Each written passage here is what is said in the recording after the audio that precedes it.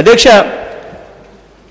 ఈ సెషన్లో capital city మీద డిస్కషన్ ఎప్పుడు జరిగింది అని అడుగుతా ఉన్నా అధ్యక్ష. 344 మేము ఇచ్చి చాలా రోజుల కిందటే 344 ఇచ్చాం. చర్చ జరగలేదు కాబట్టి అంత ఇంపార్టెంట్ ఈవెంట్, అంత ఇంపార్టెంట్ డిస్కషన్ కాబట్టి గట్టిగా పట్టుబడతా ఉన్నాం అధ్యక్ష. 42 మంది ఎమ్మెల్యేలు అధ్యక్ష అక్కడికి వెళ్ళి వాళ్ళ కోసం పాదయాత్ర చేస్తూ సంఘీభావాన్ని తెలిపాం అధ్యక్ష. నేను కూడా అక్కడికి వెళ్ళాను అధ్యక్ష. నా కళ్ళతో ఏం జరుగుతా ఉందని చూశాను. అటువంటి డిస్కషన్లో కనీసం చర్చ కూడా జరగకపోతే అసెంబ్లీలో ఎలా అధ్యక్ష ఇది? సిఆర్డిఏ బిల్ అనే అంశం మీద గత అసెంబ్లీలో చర్చ జరిగింది అధ్యక్ష.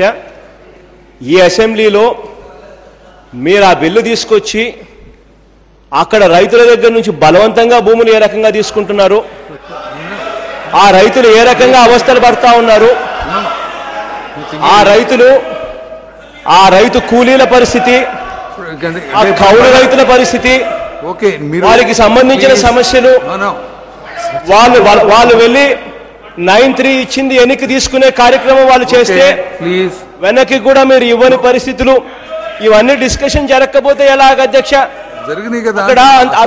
అక్కడ రకంగా జరుగుతూ ఉందే కదా, కాబట్టే కదా అధ్యక్ష 42 మంది శాసనసభ్యులు అక్కడికి వెళ్ళారు. ఇంతమంది అక్కడికి వెళ్ళిన తర్వాత కనీసం చర్చన్న జరగకపోతే ఎలా అధ్యక్ష? జరిగిందని మీరే చెప్తా ఉన్నారు. ఈ సభలో చర్చ ఎప్పుడు జరిగింది అధ్యక్ష? ఈ సభలో అక్కడి సమస్యల మీద చర్చ జరగలేదు అధ్యక్ష.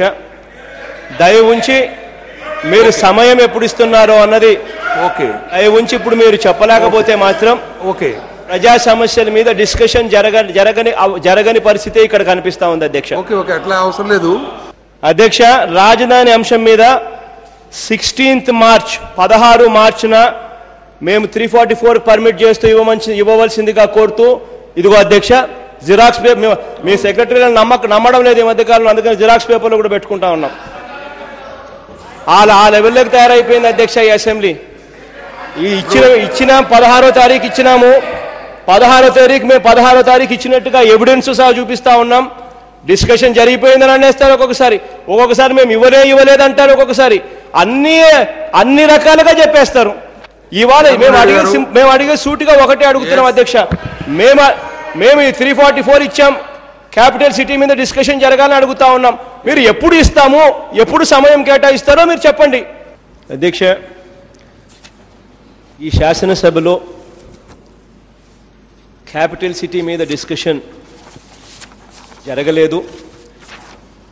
జరగవలసిందిగా 344 మేము 16వ తారీఖు ఇచ్చినప్పటికీ కూడా జరగని పరిస్థితి కనిపిస్తూ ఉంది. కానీ ఇవాళ మీ విచక్షణకి అది వదిలేస్తా ఉన్నా అధ్యక్ష. ఇంతకన్నా ప్రతిపక్షంగా మేము చేయగలిగింది కూడా ఏమీ లేదు. ప్రజలైతే ఖచ్చితంగా చూస్తూ ఉన్నారని మాత్రం చెప్తా ఉన్నాం.